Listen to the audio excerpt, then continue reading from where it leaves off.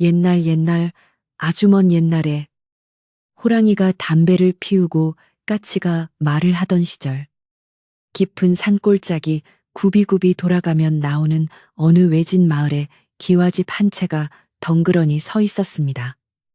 이 마을은 사방이 높은 산으로 둘러싸여 있어 해가 일찍 지고 겨울이면 매서운 칼바람이 불어와 사람들의 발길이 뜸한 곳이었습니다. 그 중에서도 마을 어귀의 가장 높은 언덕 위에 자리 잡은 채 참판댁은 멀리서 보아도 위세가 당당하여 마을 사람들은 그 앞을 지나갈 때마다 옷깃을 여미고 숨을 죽이곤 했습니다. 집주인은 대대로 많은 논과 밭을 물려받아 남부러울 것 없이 살았지만 그 집의 높은 담벼락 안에는 사람들의 입에 오르내리는 차가운 기운이 감돌고 있었습니다. 이 으리으리한 기와집의 안주인은 박씨라는 여인이었는데 그녀는 남편을 일찍 여의고 홀로 집안의 대소사를 관장하며 재산을 불려온 억척스러운 인물이었습니다.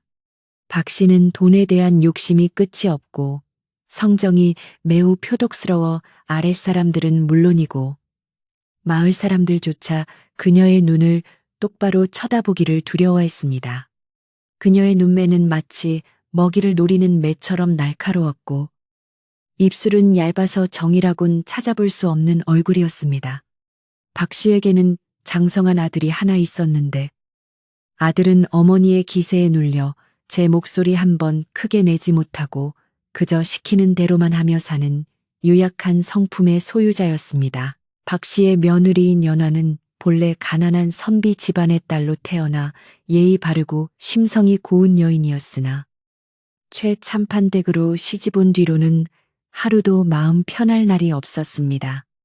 연하는 시어머니의 혹독한 시집살이에도 불평 한마디 없이 묵묵히 집안일을 도맡아 했고 남편을 하늘처럼 섬기며 집안의 평화를 지키려 애썼습니다. 하지만 박 씨는 며느리의 그런 착한 성품마저 못마땅하게 여겨 사사건건 트집을 잡았고 며느리가 가져온 혼수가 적다며 밥 먹는 것조차 아까워했습니다. 연화의 손은 거친 일로 인해 갈라지고 터져 피가 맺히기 일쑤였지만 그녀는 언젠가 시어머니의 마음이 풀릴 날이 올 것이라 믿으며 눈물을 삼켰습니다. 세월이 흘러 연화는 아이를 갖게 되었고 어느덧 10달이 차서 만삭의 몸이 되어 뒤뚱거리며 걷게 되었는데 이것이 오히려 화근이 되었습니다. 박 씨는 며느리가 아이를 낳으면 아들의 관심이 모두 처자식에게 쏠리고 결국 자신이 쥐고 있는 곳간 열쇠마저 며느리에게 넘겨주게 될까봐 전전긍긍하기 시작했습니다.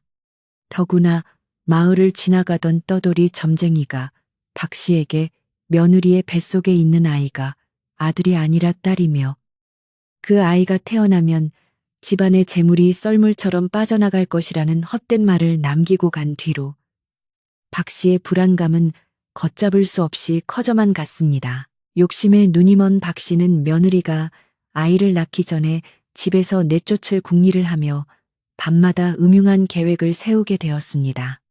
그녀는 며느리가 순순히 나갈 리 없으니 씻을 수 없는 누명을 씌워 쫓아내기로 마음먹고 아무도 모르게 자신의 장롱 깊숙한 곳에 숨겨두었던 값비싼 폐물을 꺼냈습니다.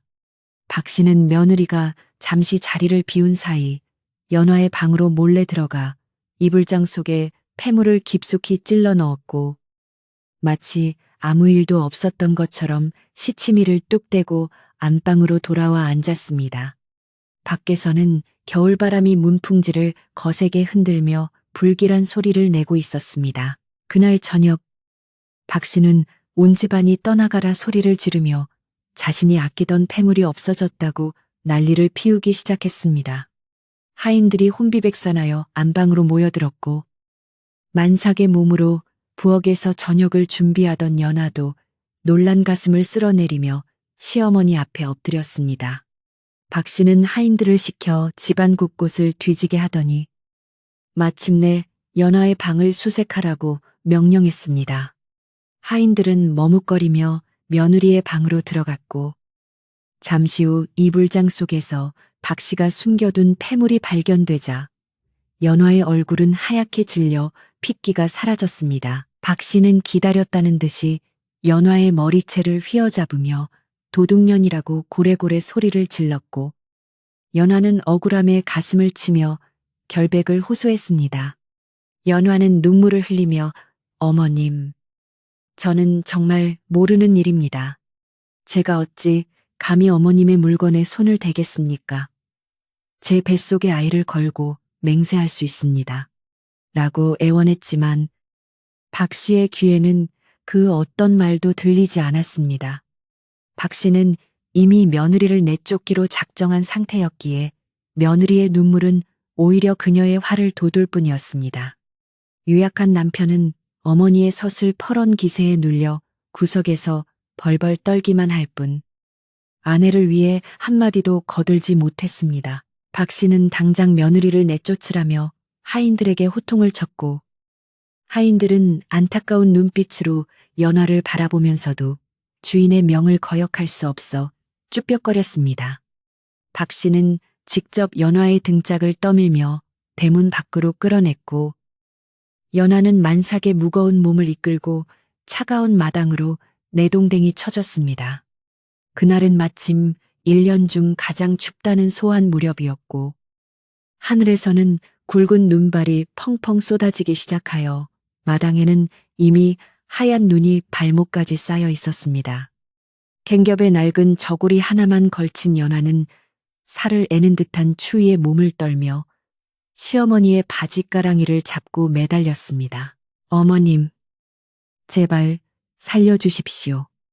제가 잘못한 것이 있다면 아이를 낳고 나서 벌을 받겠습니다. 지금 나가면 이 추위에 저와 뱃속의 아이는 얼어 죽고 맙니다. 제발 하룻밤만이라도 재워주십시오. 연화의 처절한 울부짖음이 눈보라 속에 흩어졌지만 박 씨는 눈 하나 깜짝하지 않았습니다. 오히려 박 씨는 도둑질한 년을 내 집에 둘 수 없다. 꼴도 보기 싫으니 당장 내 눈앞에서 사라져라. 라고 소리치며 연화의 손을 매몰차게 뿌리쳤습니다. 그리고는 대문을 쾅 닫아 걸고 빗장까지 단단히 질러버렸습니다. 굳게 닫힌 대문 앞에는 연화만이 홀로 남겨졌습니다. 대문 밖으로 쫓겨난 연화는 닫힌 문을 두드리며 하염없이 울었지만 집 안에서는 아무런 기척도 들려오지 않았습니다. 담장 너머로 들려오는 것은 오직 사나운 바람 소리와 자신의 울음소리뿐이었고 간간히 들리던 하인들의 인기척마저 사라지자 주인은 무서운 정막에 휩싸였습니다. 연화는 차가운 대문에 이마를 대고 흐느끼다가 뱃속에서 아이가 꿈틀거리는 것을 느끼고 퍼뜩 정신을 차렸습니다. 자신이 여기서 쓰러지면 뱃속의 아이까지 죽게 된다는 생각에 미치자 연화는 이를 악물고 일어서야만 했습니다. 연화는 퉁퉁 부은 발을 이끌고 눈보라가 몰아치는 어둠 속을 걷기 시작했는데 어디로 가야 할지 막막하기만 했습니다. 친정은 천리 밖이라 갈 엄두조차 낼 수 없었고 이 마을에는 아는 사람 하나 없어 도움을 청할 곳도 마땅치 않았습니다. 눈은 점점 더 거세게 쏟아져 앞이 보이지 않을 지경이었고 발이 푹푹 빠지는 눈길을 걸을 때마다 발가락이 떨어져 나가는 듯한 고통이 밀려왔습니다. 연화는 배를 감싸 안으며 아가야, 미안하다. 어미가 못나서 너를 이 추위에 떨게 하는구나. 하지만 조금만 참아다오. 우리는 반드시 살아야 한다. 라고 속삭였습니다. 마을 어귀를 지나 산길로 접어들자 인간은 완전히 사라지고 앙상한 나뭇가지들이 마치 귀신처럼 팔을 벌리고 서 있었습니다. 짐승의 울음소리가 멀리서 들려오고 바람은 더욱 거세져 연화의 얇은 옷깃을 파고들었습니다. 연화는 몇 번이나 눈길에 미끄러져 넘어졌지만 그때마다 피가 맺힌 손으로 땅을 짚고 다시 일어섰습니다. 그녀의 마음속에는 시어머니에 대한 원망과 남편에 대한 야속함이 사무쳤지만 지금은 오로지 아이를 살려야 한다는 일념 하나로 버티고 있었습니다. 그녀의 발자국은 내리는 눈에 금세 덮여 지워졌고 세상은 온통 하얀 절망으로 가득 차 있는 듯했습니다. 그 시각 따뜻한 아랫목에 누운 박 씨는 며느리를 내쫓은 것이 내심 찜찜하면서도 이제 재산을 뺏길 걱정이 없다는 생각에 안도의 한숨을 내쉬었습니다. 그녀는 밖에서 들려오는 바람 소리가 며느리의 울음소리 같아 잠시 귀를 막았지만 이내의 제복을 제가 걷어찼으니 누구를 탓하겠나. 얼어 죽든 굶어 죽든 내 알바 아니다. 라고 중얼거리며 억지로 잠을 청했습니다. 하지만 그녀의 가슴 한구석에는 알 수 없는 불안감이 싹트기 시작했고 그것은 앞으로 닥쳐올 긴 인연의 끈이 시작되었음을 알리는 신호와도 같았습니다. 박 씨는 그것이 자신의 인생을 송두리째 뒤흔들 업보가 될 줄은 꿈에도 몰랐습니다. 한편 산길을 헤매던 연화는 추위와 배고픔에 지쳐 정신이 혼미해지기 시작했고 다리의 감각이 점점 사라져 더 이상 걸음을 떼기 힘들었습니다. 그녀는 큰 바위 아래 잠시 몸을 피하고 가쁜 숨을 몰아쉬었는데 눈꺼풀이 천근만근 무거워지며 이대로 잠들면 영영 깨어나지 못할 것 같다는 공포가 밀려왔습니다. 그때 멀리서 희미한 불빛 하나가 깜박이는 것이 보였는데 그것은 마치 어둠 속에서 길을 잃은 배를 인도하는 등대처럼 보였습니다. 연화는 마지막 남은 힘을 짜내어 그 불빛을 향해 기어가듯 움직였고 입술을 깨물며 정신을 잃지 않으려 애썼습니다. 불빛이 새어 나오는 곳은 산속 깊은 곳에 있는 허름한 화전민의 오두막이었는데 연화는 그 앞에 다다르자마자 쓰러지듯 문을 두드렸습니다. 사람 살려주세요. 아이가 있습니다.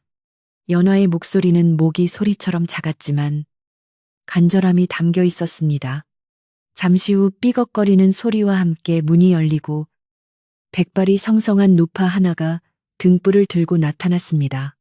노파는 눈 속에 쓰러져 있는 만삭의 연화를 보고 깜짝 놀라 서둘러 그녀를 부축해 방 안으로 들였습니다. 방 안은 비록 좁고 누추했지만 따뜻한 온기가 감돌고 있어 연화에게는 마치 천국과도 같았습니다. 노파는 얼어붙은 연화의 손발을 주무르고 뜨거운 물을 먹이며 정성껏 간호했고 연화는 노파의 따뜻한 손길에 얼었던 몸이 녹으며 정신이 돌아왔습니다. 노파는 연화의 딱한 사정을 듣고는 혀를 차며 최참판되게 모진 처사를 비난했고 당분간 이곳에서 몸을 추스르고 아이를 낳으라고 말해 주었습니다. 연화는 생면부지의 노파가 베푸는 은혜의 눈물을 흘리며 고마워했고 죽음의 문턱에서 살아 돌아온 자신이 반드시 이 은혜를 갚고 억울함을 풀 날이 올 것이라고 다짐했습니다. 밖에는 여전히 눈보라가 몰아치고 있었지만 연화의 마음속에는 꺼지지 않는 불꽃이 타오르고 있었습니다. 연화는 그날 밤 뱃속의 아이에게 맹세했습니다. 지금은 비록 쫓겨난 신세가 되어 짐승처럼 산속을 헤매었지만 언젠가는 반드시 보란듯이 성공하여 저 거만한 기와집 대문을 당당하게 열고 들어가겠노라고 말입니다. 그녀는 시어머니가 준 모욕과 수치심을 뼈에 새기며 단순히 복수를 하는 것이 아니라 시어머니가 스스로 자신의 잘못을 깨닫고 무릎 꿇게 만들겠다고 결심했습니다. 이 차가운 눈밭에서의 고통은 그녀를 더욱 강하게 만들었고 훗날 그녀가 큰 인물이 되어 돌아올 수 있는 밑거름이 되었습니다. 며칠 뒤 연화는 노파의 도움을 받아 건강한 사내 아이를 낳았습니다. 아이의 우렁찬 울음소리가 산골짜기에 울려 퍼지자 눈 덮인 산에도 봄이 오는 듯한 생기가 돌았습니다. 연화는 아이를 품에 안고 하염없이 눈물을 흘리며 아이의 이름을 설아쇠화라고 지었습니다.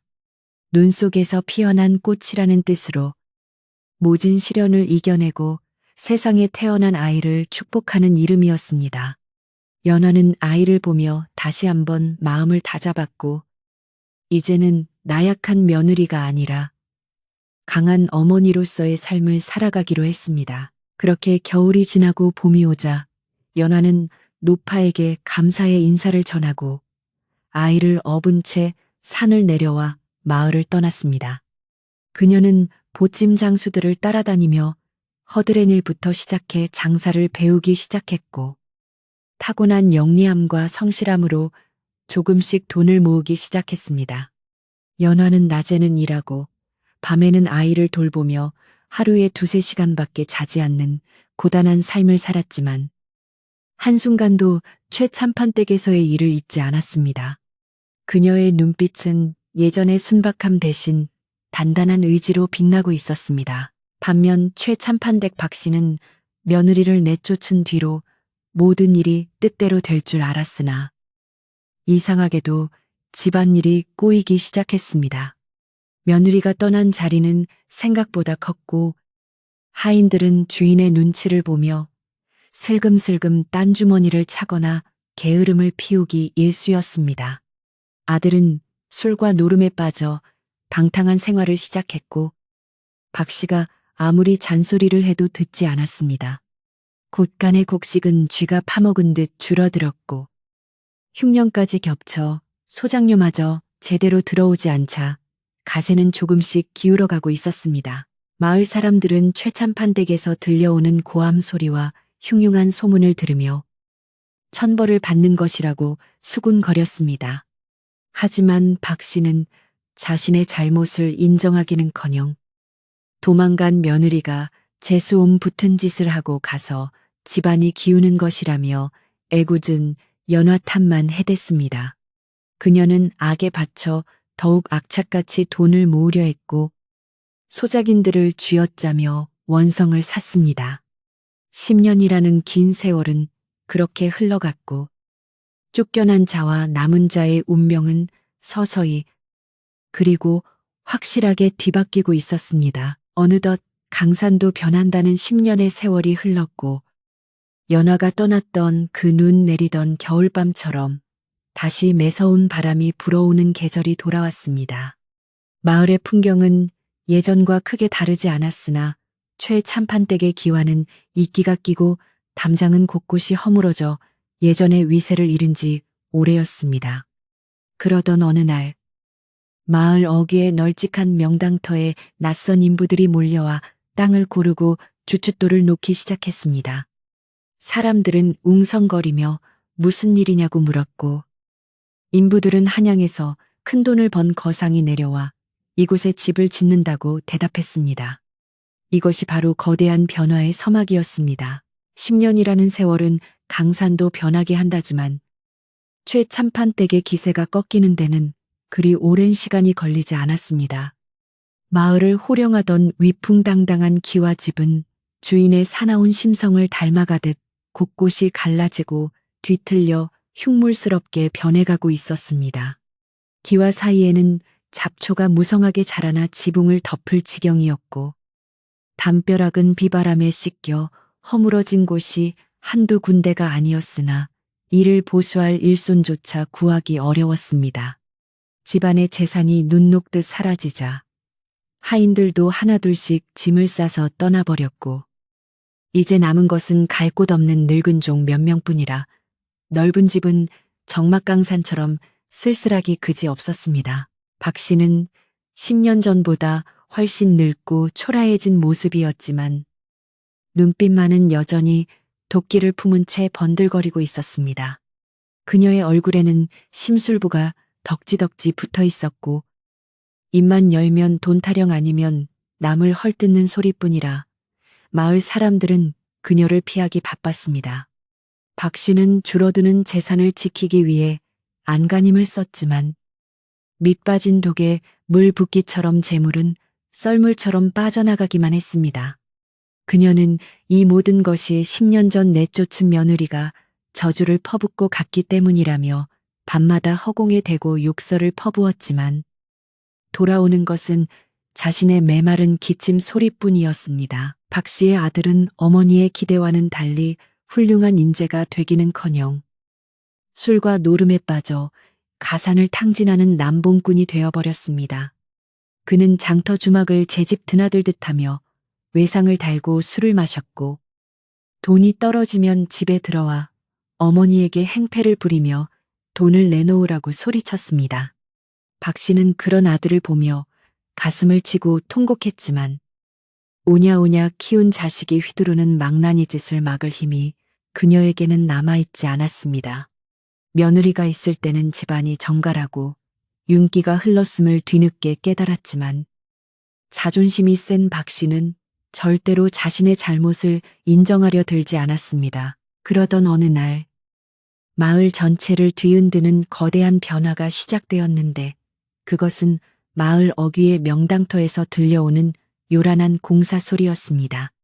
그 터는 예전부터 풍수지리를 보는 직관들이 입을 모아 천하의 명당이라 칭송하던 곳이었으나 땅값이 워낙 비싸 아무도 엄두를 내지 못하고 비어있던 곳이었습니다.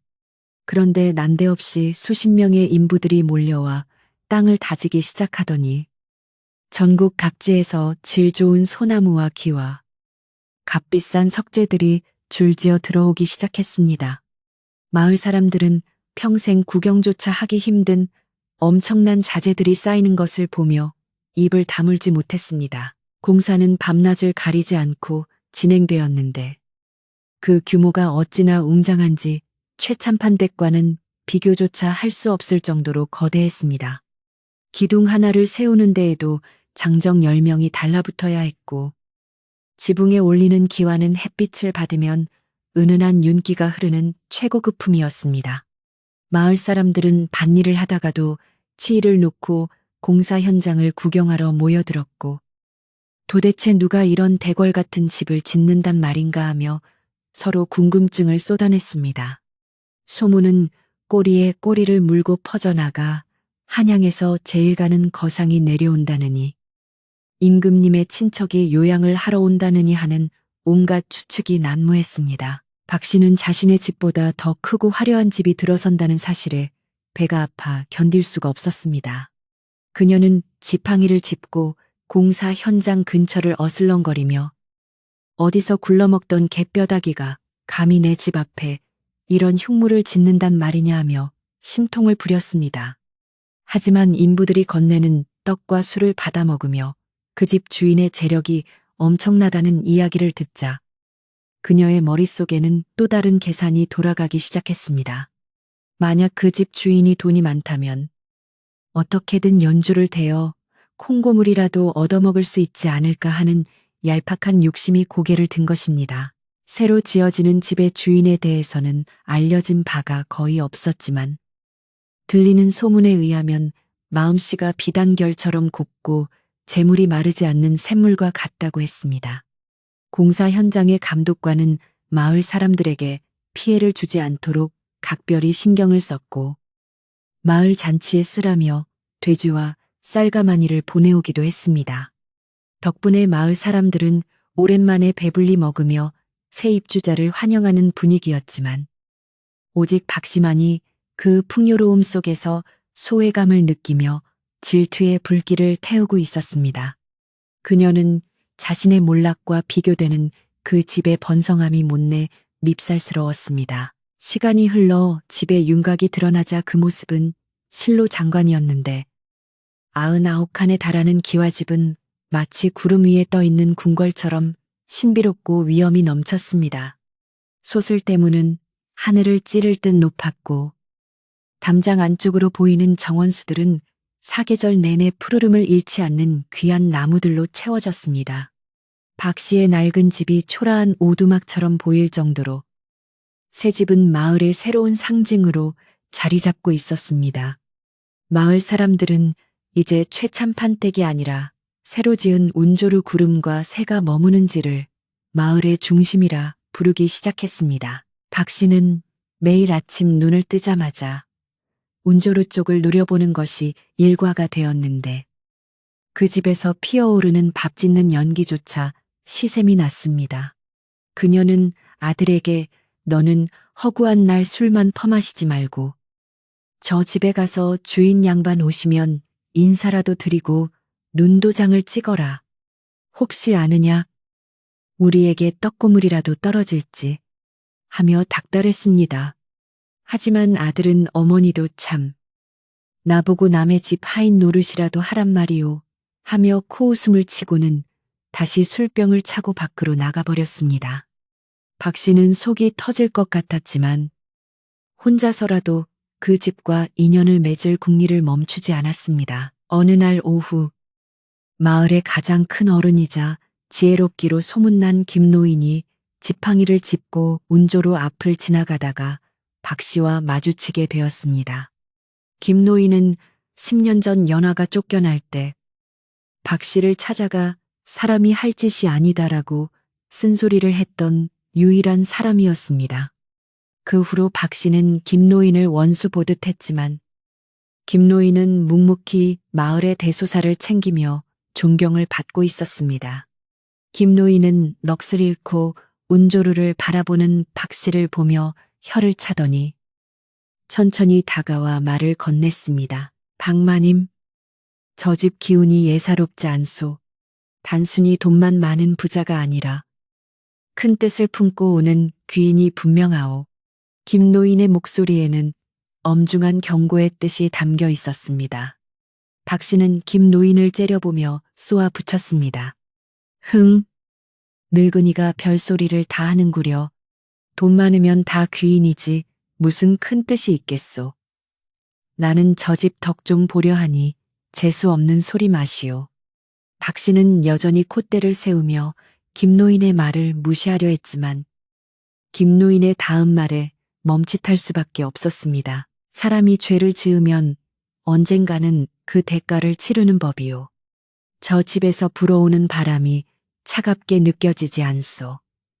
10년 전 그날 밤의 눈보라처럼 말이오. 김노인의 눈은 박 씨의 마음속 깊은 곳을 꿰뚫어 보는 듯 했습니다. 박 씨는 순간 등골이 오싹해지는 것을 느꼈지만 애써 태연한 척하며 소리를 질렀습니다.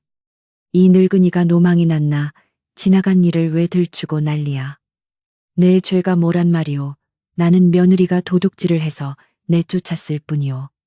박 씨는 고래고래 소리를 지르며 자리를 피했지만 가슴 한구석에 찝찝한 불안감이 갤리를 틀기 시작했습니다. 김노인은 멀어지는 박 씨의 뒷모습을 보며 긴 한숨을 내쉬었습니다. 허허, 아직도 정신을 못 차렸구나. 인과응보는 피할 수 없는 그물인 것을. 김노인은 알고 있었습니다. 새로 오는 집주인이 누구인지 정확히는 몰라도 이 마을에 심상치 않은 인연의 끈이 닿아 있음을 직감적으로 느끼고 있었던 것입니다. 그는 하늘을 올려다보며 곧 닥쳐올 폭풍우를 예감하듯 걱정스러운 눈빛으로 마을을 내려다 보았습니다. 바람이 불어와 나뭇가지를 흔들었고 그 소리는 마치 누군가의 울음소리 같기도 하고 웃음소리 같기도 했습니다. 마침내 집이 완성되고 입주 날짜가 정해지자 마을은 축제 분위기에 휩싸였습니다. 마을 사람들은 저마다 깨끗한 옷으로 갈아입고 마을 어귀에 나와 새 주인을 맞이할 준비를 했습니다. 박 씨도 질세라 장롱 깊숙이 넣어두었던 비단옷을 꺼내 입고 머리에는 기름을 발라 단정히 한 뒤 제일 앞줄에 자리를 잡았습니다. 그녀는 속으로 다짐했습니다. 내 기필코 저 집 마님과 형님 아우하는 사이가 되어 팔자를 고치리라. 그녀의 탐욕스러운 눈은 길끝을 뚫어지게 바라보고 있었습니다. 해질 무렵이 되자 멀리서 풍악 소리와 함께 긴 행렬이 나타났습니다. 짐을 실은 수레가 수십 대여. 호위하는 하인들만 해도 수십 명에 달하는 엄청난 행렬이었습니다. 마을 사람들은 환호성을 지르며 길을 터주었. 행렬의 중앙에는 화려하게 장식된 가마 한 채가 위풍당당하게 들어오고 있었습니다. 가마는 4명의 가마꾼이 메고 있었는데 발을 맞추어 걷는 모습이 훈련된 군사들처럼 절도가 있었습니다. 박 씨는 침을 꼴깍 삼키며 가마의 문이 열리기만을 기다렸습니다. 행렬이 운조로 대문 앞에 멈춰서자 사방이 쥐 죽은 듯 조용해졌습니다. 하인 하나가 재빨리 달려와 가마 앞에 무릎을 꿇고 문을 열 준비를 했습니다. 박 씨는 까치발을 하고 고개를 빼며 가마 안을 들여다보려 애썼습니다. 도대체 어떤 대단한 분이시길래. 그녀의 심장은 기대감으로 쿵쿵 뛰었지만 동시에 알 수 없는 두려움이 가슴을 짓눌렀습니다. 10년 전 자신이 며느리를 내쫓았던 바로 그 대문 앞에서 이제는 자신이 누군가를 기다리는 처지가 되었다는 사실이 묘한 아이러니를 자아냈습니다. 하지만 가마문이 열리고 내린 사람은 뜻밖에도 얼굴을 하얀 천으로 가린 여인이었습니다. 그녀는 우아한 몸짓으로 가마에서 내려 주위를 둘러보았는데 그 기품이 예사롭지 않아 보는 사람들을 압도했습니다. 여인의 곁에는 헌칠하게 잘생긴 소년이 호위하듯 서 있었는데 그 소년의 눈매가 어딘지 모르게 낯익다는 생각이 들었지만 박 씨는 금세 그 생각을 지워버렸습니다. 한양에서 온 귀부인이라 얼굴을 가리는 모양이군. 박 씨는 혼자 생각하며 여인을 향해 굽신거렸습니다. 여인은 아무 말 없이 하인들의 안내를 받으며 대문 안으로 사라졌고 굳게 닫힌 대문은 다시 열리지 않았습니다. 마을 사람들은 아쉬워하며 흩어졌지만 박 씨는 대문 앞을 떠나지 못하고 서성거렸습니다. 그녀는 마치 홀린 사람처럼 대문을 어루만지며 그 안에서 풍겨나오는 부유한 냄새를 맡으려 킁킁거렸습니다. 그때 대문 안에서 누군가 자신을 지켜보고 있다는 느낌이 들어 화들짝 놀라 고개를 들었지만 담장 너머에는 흔들리는 대나무 잎들만 보일 뿐이었습니다. 그날 밤 박 씨는 기이한 꿈을 꾸었습니다. 10년 전 내쫓은 며느리가 피눈물을 흘리며 자신의 목을 조르는 꿈이었습니다. 어머니, 제가 돌아왔습니다. 꿈속의 며느리는 섬뜩한 미소를 짓고 있었고 박 씨는 비명을 지르며 잠에서 깨어났습니다. 식은땀으로 흥건히 젖은 채 깨어난 박 씨는 불길한 예감을 떨칠 수 없어 밤새 뒤척였습니다. 밖에서는 새집의 처마 끝에 달린 풍경 소리가 댕그랑댕그랑 울리며 박 씨의 심장을 긁어대듯 신경을 거슬리게 했습니다. 다음 날부터 마을에는 운조로 마님의 후한 인심에 대한 칭찬이 자자하게 퍼졌습니다. 마님은 마을의 가난한 집마다 쌀과 고기를 보내주었고 병든 노인들에게는 값비싼 약재를 아낌없이 나눠주었습니다. 하지만 이상하게도 최참판 댁에는 쌀 한 톨, 고기 한 점도 보내오지 않았습니다. 박 씨는 이것이 배달하는 하인의 실수일 것이라 여기며 분통을 터뜨렸지만 내심 자존심이 상해 참아가서 따지지는 못했습니다. 마을 사람들은 박 씨를 보며 수군거렸습니다. 인심 고약한 최참판 댁만 쏙 빼놓고 돌리다니. 저 집 마님이 보통 눈썰미가 아닌가벼. 박 씨는 애가 탔습니다. 남들은 다 받는 선물을 자신만 못 받았다는 사실보다 저 부잣집과 자신이 아무런 관계도 맺지 못하고 있다는 사실이 더 견딜 수 없었습니다. 그녀는 결국 체면을 구기고 직접 운조루를 찾아가기로 마음먹었습니다. 핑계는 이웃 간의 정을 나누러 왔다는 것이었지만 속내는 떡고물이라도 얻어 걸릴까 하는 것이었습니다. 박 씨는 며느리가 해왔던 낡은 옷을 꺼내 입고 억지 미소를 지으며 운조루 대문 앞에 섰습니다. 대문을 두드리자 건장한 하인이 나와 박 씨를 막아섰습니다. 누구신데 함부로 문을 두드리시오. 하인의 목소리는 차갑고 단호했습니다. 박 씨는 짐짓 위험 있는 척하며 말했습니다.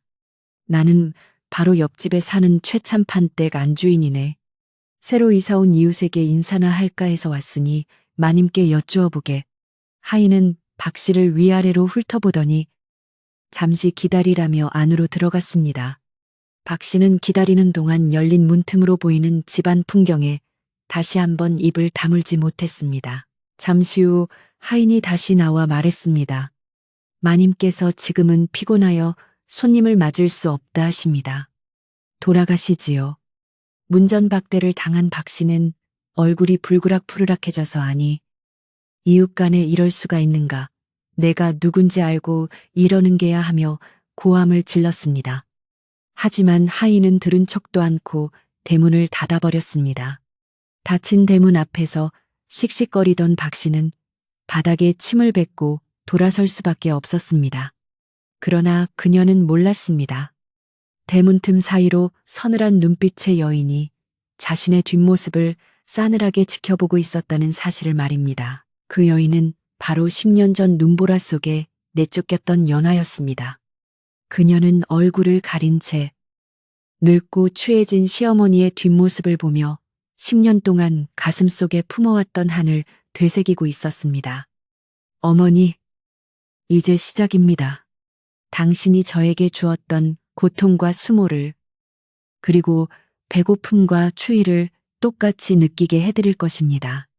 하지만 저는 당신처럼 비겁하지 않습니다.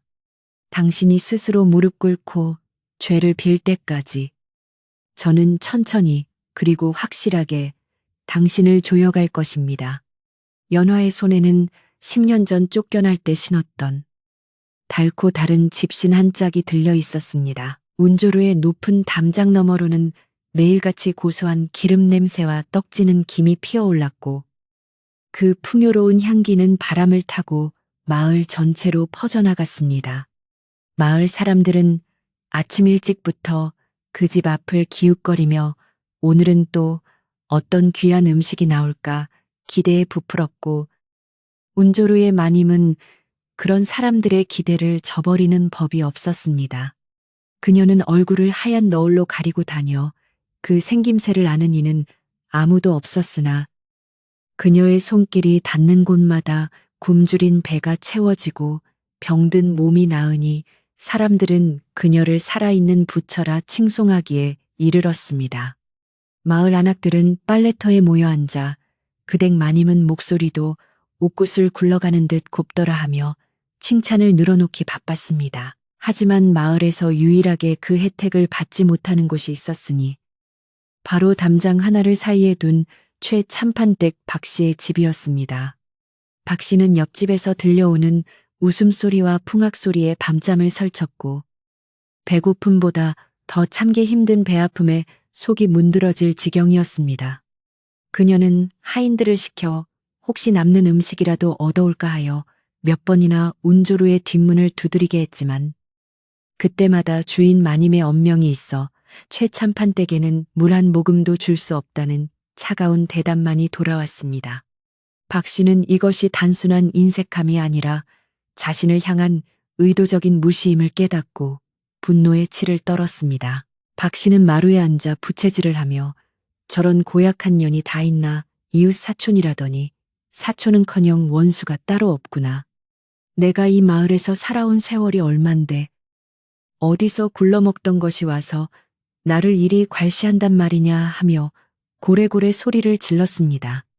하지만 그녀의 목소리는 텅 빈 집안에 공허하게 메아리칠 뿐 들어주는 이는 아무도 없었습니다. 아들은 술에 취해 대낮부터 코를 골며 자고 있었고 늙은 종은 주인의 성화에 못 이겨 마당만 쓸고 있을 뿐이었습니다. 박 씨의 집은 마치 시간이 멈춘 듯 적막하고 스산하여 바로 옆집의 활기찬 분위기와는 극명한 대조를 이루었습니다. 그러던 어느 날 박 씨는 도저히 궁금증을 참을 수 없어 직접 운조루의 정체를 파헤치기로 마음먹었습니다. 그녀는 남들의 눈을 피해 밤늦은 시각 운조루의 담벼락 밑으로 살금살금 다가갔습니다. 담장은 높아서 안을 들여다볼 수는 없었지만 담장 틈새로 새어나오는 불빛과 사람들의 말소리는 들을 수 있었습니다. 박 씨는 귀를 쫑긋 세우고 숨을 죽인 채 담장에 바짝 붙어 섰는데 그때 안채 쪽에서 여인의 나지막한 목소리가 들려왔습니다. 아들아, 저 달을 보아라. 10년 전 그날 밤에도 저렇게 차가운 달이 떠 있었느니라. 그 목소리를 듣는 순간 박 씨는 등골이 오싹해지는 것을 느꼈습니다. 분명 처음 듣는 목소리 같으면서도 어딘가 모르게 낯익은 억양과 떨림이 느껴졌기 때문입니다. 박 씨는 기억을 더듬어 보려 애썼지만 10년이라는 세월의 두께가 너무 두터워 정확히 누구인지 떠올릴 수가 없었습니다. 설마, 아니야. 그럴 리가 없어. 그녀는 이미 얼어 죽었거나 어디서 빌어먹고 살 텐데. 이런 대궐 같은 집의 주인이 될 리가 없지.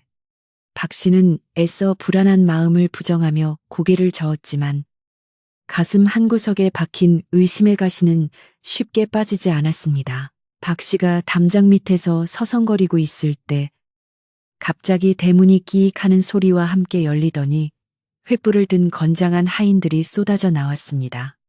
박 씨는 깜짝 놀라 덤불 뒤로 몸을 숨겼지만 하인들은 박 씨가 숨은 쪽은 거들떠보지도 않고 어딘가로 바쁘게 움직였습니다.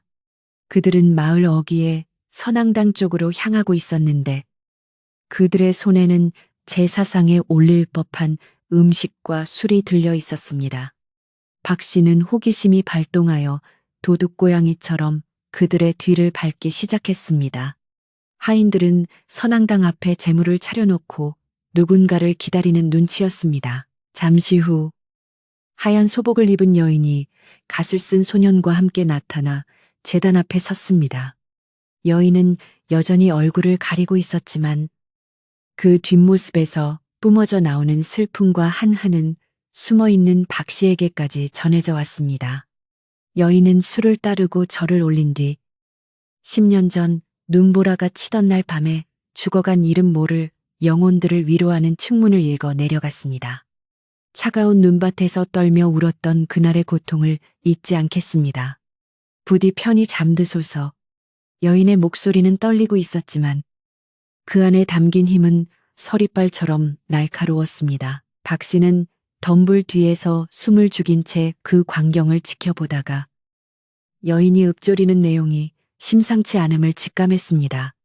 눈밭 10년 전, 설마 내가 며느리를 내쫓은 날을 말하는 것인가? 박 씨의 심장이 쿵쿵 뛰기 시작했습니다. 만약 저 여인이 자신이 내쫓은 며느리 연하라면, 그리고 살아 돌아와 복수를 꿈꾸고 있다면, 지금 자신은 도간에 든 쥐나 다름없는 신세였습니다. 박 씨는 공포에 질려 뒷걸음질 치다가 그만 나뭇가지를 밟아 우두둑 하는 소리를 내고 말았습니다. 그 소리에 제단 앞에 사람들이 일제히 고개를 돌렸습니다. 누구냐 하인의 호통 소리가 밤하늘을 갈랐고 박 씨는 기겁하여 걸음아 날 살려라 하고 도망치기 시작했습니다. 그녀는 칠흑 같은 어둠 속을 헤치며 집을 향해 달렸고 덤불에 긁혀 옷이 찢어지고 신발이 벗겨지는 줄도 몰랐습니다. 등 뒤에서 누군가 쫓아오는 것만 같은 공포감에 휩싸여 헐떡거리는 숨을 몰아쉬며 겨우 대문 안으로 들어선 박 씨는 빗장을 걸어 잠그고 주저앉았습니다. 그녀의 온몸은 땀과 흙투성이었고 가슴은 터질 듯이 요동치고 있었습니다. 방 안에 들어와서도 박 씨는 이불을 뒤집어 쓰고 덜덜 떨었습니다. 아니야. 잘못 들은 거야. 그년 일리가 없어. 세상에 닮은 사람은 많으니까. 그녀는 스스로에게 최면을 걸 듯 중얼거렸지만 10년 전 그날 밤 며느리가 남기고 간 마지막 눈빛이 자꾸만 떠올라 괴로웠습니다. 어머님, 제가 살아서 돌아오면 그때는 며느리의 환청이 귓가에 맴돌며 그녀를 옥죄어 왔습니다. 박 씨는 뜬 눈으로 밤을 지새우며 동이 트기만을 기다렸습니다. 다음 날 아침 박 씨는 판눈으로 마당에 나섰습니다. 밤새 시달린 탓에 몸은 천근만근 무거웠지만 어젯밤의 일이 꿈인지 생시인지 확인하고 싶은 마음에 다시 운조루 쪽을 기웃거렸습니다.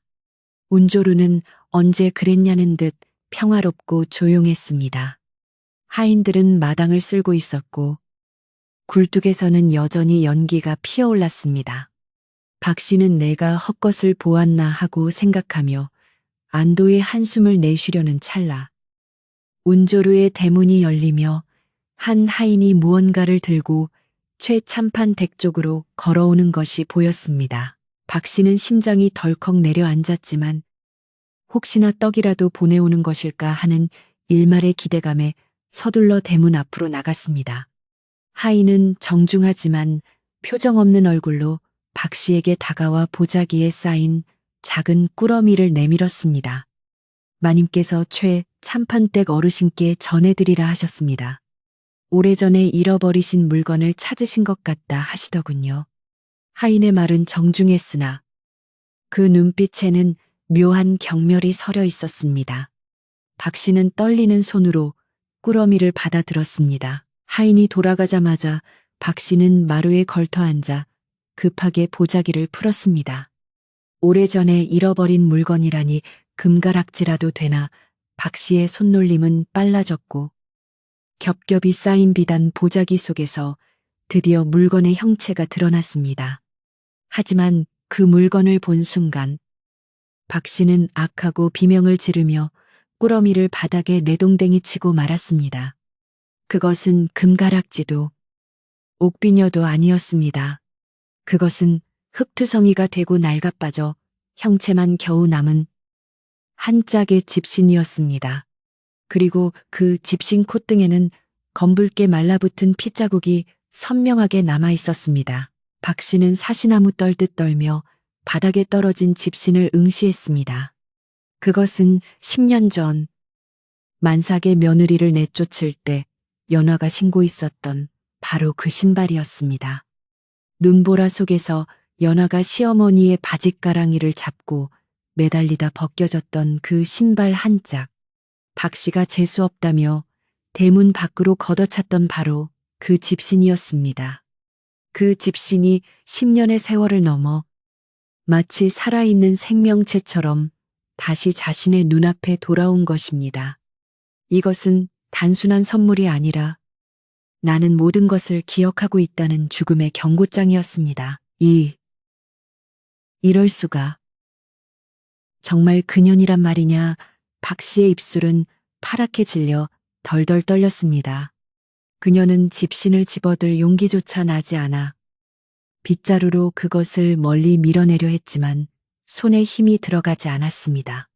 그때 마침 늦잠을 자고 일어난 아들이 부스스한 얼굴로 마루로 나왔습니다. 어머니, 아침부터 무슨 비명을 그리 지르시오. 밥은 안 주시고. 아들은 바닥에 널브러진 보자기와 집신을 보고 의아한 표정을 지었습니다. 이게 뭐요? 웬 헌 집신을 껴안고 계시오. 아들은 무심코 집신을 집어들고 요리조리 뜯어보았습니다. 이거 참 기분 나쁘게 생겼네. 피까지 묻어있고 어디서 주워온 거요. 박 씨는 아들의 손에서 집신을 뺐다시피 하여 아궁이 속으로 던져버렸습니다. 만지지 마라. 부정을 탄다. 박 씨는 서둘러 부시도를 켜 아궁이에 불을 붙이려 했지만 손이 너무 떨려 불이 잘 붙지 않았습니다. 그녀는 미친 사람처럼 태워버려야 해. 없애버려야 해라고 중얼거렸고 아들은 그런 어머니를 보며 겁에 질려 뒷걸음질 쳤습니다. 어머니, 도대체 왜 그러시는 거요? 저 옆집에서 보낸 거요? 겨우 아궁이에 불길이 치솟아 집신이 타오르기 시작하자 박 씨는 그제야 털썩 주저앉았습니다. 타닥타닥 타오르는 불길 속에서 마치 며느리의 울음소리가 들리는 듯하여 그녀는 귀를 막았습니다. 아들은 눈치 빠르게 상황을 파악하려 머리를 굴렸습니다. 어머니, 혹시 저 옆집 마님이 10년 전 나간 그 사람 아니오? 내 마누라였던 연화 말이오. 아들의 말에 박 씨는 화들짝 놀라며 아들의 뺨을 후려갈겼습니다. 입 닥쳐라. 죽은 사람이 어떻게 돌아온단 말이냐. 그런 소리 했다가는 쥐도 새도 모르게 죽을 줄 알아라. 하지만 아들은 뺨을 맞고도 눈을 번뜩였습니다. 만약 그 사람이 맞다면 이거 대박 아니오. 그 으리으리한 기와 집이 다 우리 것이 될 수도 있잖소. 어머니가 좀 가서 달래보시오. 예정을 생각해서라도 우리를 모른 척 하겠소. 아들은 뻔뻔스럽게도 10년 전 아내를 버렸던 사실은 까맣게 잊고 돈 욕심에 눈이 멀어 헛소리를 해댔습니다. 박 씨는 아들의 그런 모습이 마치 거울 속에 비친 자신의 추악한 모습 같아 소름이 끼쳤습니다. 네 이놈, 정신 차려라. 그녀는 복수를 하러 온 개야. 우리를 죽이러 왔다고. 그날 이후로 최참판댁은 공포의 도가니에 빠졌습니다. 박 씨는 밤마다 악몽에 시달렸고 낮에는 문 밖 출입을 삼가며 방 안에 틀어박혀 지냈습니다. 하지만 운조루에서의 압박은 거기서 멈추지 않았습니다. 며칠 뒤 마을 전체에 방이 붙었습니다. 운조루의 마님이 집들이 겸 생일잔치를 여니 마을 사람 남녀노소 누구나 와서 즐기라는 내용이었습니다. 그리고 최참판 댁에도 붉은 비단으로 감싼 초대장이 도착했습니다. 하인이 가져온 초대장에는 정갈한 글씨로 이렇게 적혀 있었습니다. 가장 가까운 이웃이신 박마님을 윗자리에 모시고자 하니 부디 참석하시어 자리를 빛내주십시오. 이것은 초대가 아니라 소환장이었습니다. 박 씨는 초대장을 받아들고 고민에 빠졌습니다. 가지 않자니 떳떳하지 못함을 인정하는 꼴이 되고 가자니 호랑이 굴로 제 발로 들어가는 격이었습니다. 아들은 옆에서 어머니, 갑시다. 가서 맛있는 것도 먹고 그 여자가 정말 연화인지 확인도 해봅시다. 만약 맞다면 내가 남편으로서 권리를 주장하겠소. 하며 부추겼습니다. 박 씨는 아들의 철없는 소리가 듣기 싫었지만 한편으로는 피할 수 없는 운명과 맞닥뜨려야 한다는 것을 직감했습니다. 그래, 이판사판이다. 내가 며느리 앞에서 기죽을 쏘냐. 가서 단판을 짓자. 잔칫날이 밝아오자 마을은 아침부터 시끌벅적했습니다. 운조로의 대문은 활짝 열렸고 마당에는 수십 개의 멍석이 깔리고 산해진 미가 상다리가 휘어지게 차려졌습니다. 돼지 잡는 냄새와 전 부치는 냄새가 진동을 했고 풍물패에 신명나는 가락이 흥을 돋우었습니다. 마을 사람들은 모두 새 옷을 꺼내 입고 운조루로 몰려갔고 박 씨와 그녀의 아들도 비장한 각오로 대문을 나섰습니다. 박 씨는 장롱 깊숙이 아껴두었던 옥색, 비단 치마 저고리를 꺼내 입고 얼굴에는 하얗게 분을 발라 창백한 안색을 감추려 애썼습니다. 운조루의 마당에 들어서자 수많은 사람들의 시선이 박 씨 모자에게 쏠렸습니다. 사람들은 쑥덕거리며 길을 터주었고 박 씨는 짐짓 고개를 빳빳이 들고 상석을 향해 걸어갔습니다. 마당 한가운데 높게 마련된 대청마루에는 비단 장막이 드리워져 있었고 그 뒤에 오늘의 주인공인 마님이 앉아있는 듯했습니다. 장막 뒤의 그림자는 미동도 하지 않고 박 씨가 걸어오는 모습을 지켜보고 있었습니다. 박 씨가 자리에 앉자 장막 뒤에서 차가우면서도 위험 있는 목소리가 흘러나왔습니다. 어서 오십시오. 옆집 마님, 오시느라 고생이 많으셨습니다. 그 목소리는 며칠 전 담장 너머로 들었던 바로 그 목소리였고 10년 전 눈보라 속에서 들었던 며느리의 목소리와 겹쳐지며 박 씨의 심장을 찔렀습니다. 박 씨는 마른 침을 삼키며 떨리는 목소리로 대답했습니다. 초대해 주셔서 고맙소이다. 이웃 간의 얼굴이나 트고 지내자 하여 왔소. 그러자 장막 뒤의 여인이 낮은 웃음소리를 내며 말했습니다. 얼굴을 튼다. 우리는 이미 10년 전 아주 깊게 얼굴을 튼 사이가 아니던가요. 순간 잔치마당은 찬물을 끼얹은 듯 조용해졌습니다. 마을 사람들은 젓가락질을 멈추고 숨을 죽이며 대청마루를 주시했습니다. 박 씨의 아들은 눈치를 살피며 술잔만 만지작거렸고 박 씨는 얼굴이 하얗게 질려 아무 말도 할 수 없었습니다. 여인은 천천히 말을 이었습니다. 10년 전 오늘 눈보라가 몰아치던 밤을 기억하십니까? 만삭의 몸으로 쫓겨나던 한 여인의 절규를 기억하십니까? 여인의 목소리는 점점 고조되어 마당 구석구석까지 울려 퍼졌습니다. 박 씨는 더 이상 견딜 수 없어 자리에서 벌떡 일어났습니다. 당신 누구야 도대체? 누군데 나한테 이런 소리를 하는 게야. 박 씨가 악을 쓰자. 여인은 제가 누구인지 정말 모르시겠습니까? 라고 되물으며 천천히 자리에서 일어났습니다. 그리고 하인들이 양쪽에서 비단 장막을 걷어 올리기 시작했습니다. 장막이 서서히 올라가자 화려한 옷을 입은 여인의 모습이 드러났습니다.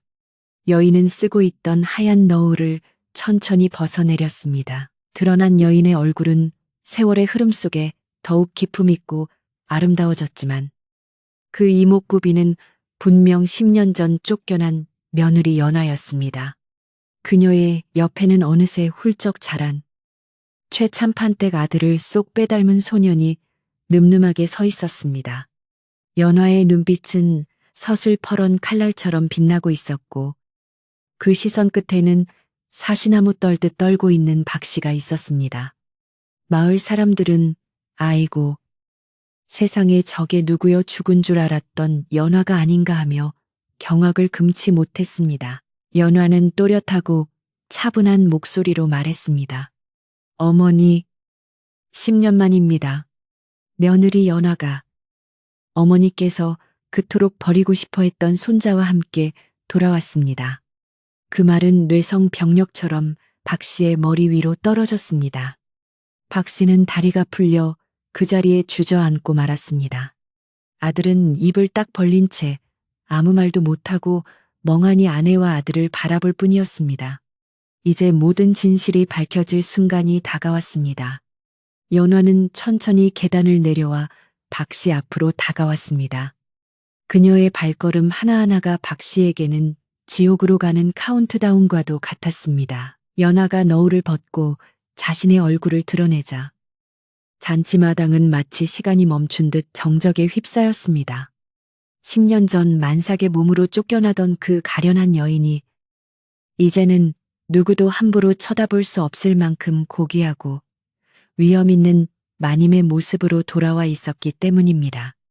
그녀의 피부는 백옥같이 고왔으나 그 눈빛에는 지난 10년간 겪어온 풍파와 시련이 서리빨 같은 기백으로 서려 있어 보는 이로 하여금 저절로 고개를 숙이게 만들었습니다. 마을 사람들은 입을 다물지 못한 채 죽은 줄로만 알았던 연화가 살아서 돌아왔다는 사실에 경악과 탄성을 동시에 터뜨렸습니다. 박 씨는 눈앞에 서 있는 며느리를 보고도 믿을 수 없다는 듯 눈을 비비고 또 비볐습니다. 귀신이 곡할 노릇이라며 부정하고 싶었지만 연화의 얼굴은 10년 전과 변함없이 똑똑했고 그녀 옆에 서 있는 소녀는 자신의 아들 어린 시절과 판박이었습니다. 박 씨의 입술은 파랗게 질려 덜덜 떨렸고 다리에는 힘이 풀려 털썩 주저앉고 말았는데 이는 단순히 놀라움 때문만이 아니라 그녀가 지은 죄의 무게가 실체가 되어 짓누르는 공포 때문이었습니다. 그녀는 며느리의 눈을 피하려 고개를 돌렸지만 사방에서 쏟아지는 마을 사람들의 따가운 시선에 갇혀 쥐구멍이라도 찾고 싶은 심정이었습니다. 그때 멍하니 서 있던 박 씨의 아들이 정신을 차리고는 염치 없이 연화에게 다가가려 했습니다. 부인 살아있었구려네. 내 얼마나 당신을 그리워했는지. 아우 죽은 줄만 알고 제사까지 지냈는데 이렇게 살아오다니 꿈만 같소. 그는 자신의 방탕한 생활과 아내를 버렸던 과거는 까맣게 잊은 듯 연화의 비단 옷자락을 잡으려 손을 뻗었습니다. 그의 눈에는 아내에 대한 반가움보다는 그녀가 가진 엄청난 재물과 기와집에 대한 탐욕이 더 크게 번들거리고 있었습니다. 마을 사람들은 그 뻔뻔한 모습에 혀를 차며 눈살을 찌푸렸습니다. 하지만 연화는 눈 하나 깜짝하지 않고 차가운 표정으로 남편의 손을 뿌리쳤습니다. 물러서십시오. 제 남편은 10년 전 그 눈보라 치던 밤 처자식이 죽음의 길로 내몰릴 때 이미 죽었습니다. 지금 제 눈앞에 있는 사람은 그저 탐욕의 눈이 멀어 늙은 어미의 등골을 빼먹는 남봉꾼일 뿐입니다. 연하의 목소리는 낮았지만 단호했고 그 서슬퍼런 기세에 눌린 아들은 허헉하며 뒷걸음질 쳤습니다. 하인들이 즉시 달려와 아들의 양팔을 붙잡아 끌어내자 그는 비로소 자신이 함부로 범접할 수 없는 상대임을 깨닫고 고개를 떨구었습니다. 연화는 이제 시선을 바닥에 주저앉은 시어머니 박 씨에게로 돌렸습니다. 그리고 천천히 아주 또박또박한 목소리로 지난날의 진실을 이야기하기 시작했습니다. 어머니, 기억하십니까? 제가 폐물을 훔쳤다고 하셨지요. 그래서 만삭의 며느리를 그 엄동설 안에 내쫓으셨지요. 하지만 하늘이 알고 땅이 알 것입니다. 그 폐물은 어머니께서 제 이불장에 몰래 넣으신 것이고 저는 쌀 한 톨 훔치지 않고 빈손으로 쫓겨났다는 것을 말입니다. 연하의 말에 마을 사람들은 웅성거리기 시작했습니다. 그동안 소문으로만 떠돌던 이야기의 진실이 밝혀지는 순간이었습니다. 박 씨는 사람들의 비난 어린 눈빛을 견딜 수 없어 악에 받친 목소리로 소리쳤습니다. 거짓말이다. 다 거짓말이야. 내년이 도둑년이니까 쫓겨난 거지. 내가 왜 생사람을 잡았겠느냐. 어디서 부자가 되어 돌아와서 시어미를 모함하는 게야. 박 씨는 끝까지 자신의 잘못을 인정하지 않고 발악을 했지만 그녀의 목소리는 떨리고 있었고 눈동자는 불안하게 흔들렸습니다. 이미 마을 사람들은 10년간 박 씨가 보여준 악독한 행실과 운조루 마님이 보여준 덕망을 비교하며 누구의 말이 진실인지 가늠하고 있었습니다. 연하는 슬픈 눈으로 박 씨를 내려다보며 말했습니다. 어머니, 아직도 거짓으로 하늘을 가리려 하십니까? 제가 쫓겨나던 날 밤 어머니께서는 제게 집신한 짝을 던져주며 얼어 죽으라고 저주를 퍼부으셨지요. 그 집신을 신고 저는 밤새 눈길을 걸었습니다. 발이 터지고 피가 흘러 눈 위에 붉은 자국이 남을 때까지 걸었습니다. 그때 제가 무슨 생각을 하며 버텼는지 아십니까? 오직 뱃속의 아이를 살려야 한다는 일념. 그리고 언젠가 어머니 앞에 당당히 서서 이 억울함을 밝히겠다는 다짐뿐이었습니다. 연하는 옆에 서 있던 아들 설아의 어깨를 감싸 안으며 앞으로 내세웠습니다. 보십시오. 이 아이가 바로 어머니가 죽으라고 내몰았던 핏줄입니다. 제 뱃속에서 모진 추위와 배고픔을 견디고 태어난 최참판댁의 장손입니다. 설아는 10살이라는 나이가 믿기지 않을 만큼 의젓하고 총명한 눈빛으로 할머니인 박 씨를 똑바로 쳐다보았습니다. 그 아이의 얼굴은 박 씨가 죽은 남편을 떠올리게 할 만큼 닮아 있어 박 씨는 더 이상 이 아이가 자신의 핏줄이 아니라고 부정할 수 없게 되었습니다. 마을의 어른인 김노인이 지팡이를 짚고 앞으로 나왔습니다. 박마님, 이제 그만하시오. 하늘이 무섭지 않소. 저 아이의 얼굴을 보고도 모른 척할 셈이요. 10년 전 자네가 며느리를 내쫓을 때 내가 뭐라 했나. 사람의 탈을 쓰고 어찌 그런 짓을 하냐고 말리지 않았나. 이제 인과응보의 때가 온 것이니 더 이상 추한 꼴 보이지 말고 며느리와 손자 앞에 무릎 꿇고 용서를 비시오. 김노인의 준엄한 꾸짖음에 마을 사람들도 하나둘씩 맞습니다. 사과하십시오. 어떻게 며느리한테 그럴 수가 있습니까 하며 박 씨를 질타하기 시작했습니다. 박 씨는 사면 초가에 빠졌습니다. 도망칠 곳도 숨을 곳도 없었습니다. 그녀는 평생을 돈과 자존심 하나로 버텨왔지만 지금 그 모든 것이 무너져 내리고 있었습니다. 눈앞에는 자신이 버린 며느리가 대궐 같은 집의 주인이 되어 자신을 내려다보고 있었고 자신이 그토록 원했던 손자는 남보다 못한 차가운 눈으로 자신을 보고 있었습니다. 박 씨의 가슴 속에서 후회인지 분노인지 모를 뜨거운 것이 치밀어 올랐지만 그것은 이내 처절한 패배감으로 바뀌었습니다. 그녀의 다리는 더 이상 지탱할 힘을 잃었고 몸은 자석에 이끌리듯 바닥으로 무너져 내렸습니다. 내가 잘못했다. 박 씨의 입에서 마침내 쉰 목소리가 흘러나왔습니다. 처음에는 작아서 잘 들리지 않았지만 이내 그녀는 땅을 치며 통곡하기 시작했습니다. 내 욕심이 눈을 가려 천벌 받을 짓을 했다. 며느리야, 연화야. 이 늙은이를 죽여다오. 내가 무슨 낯으로 너를 보겠느냐. 박 씨는 바닥에 머리를 댔으며 오열했습니다.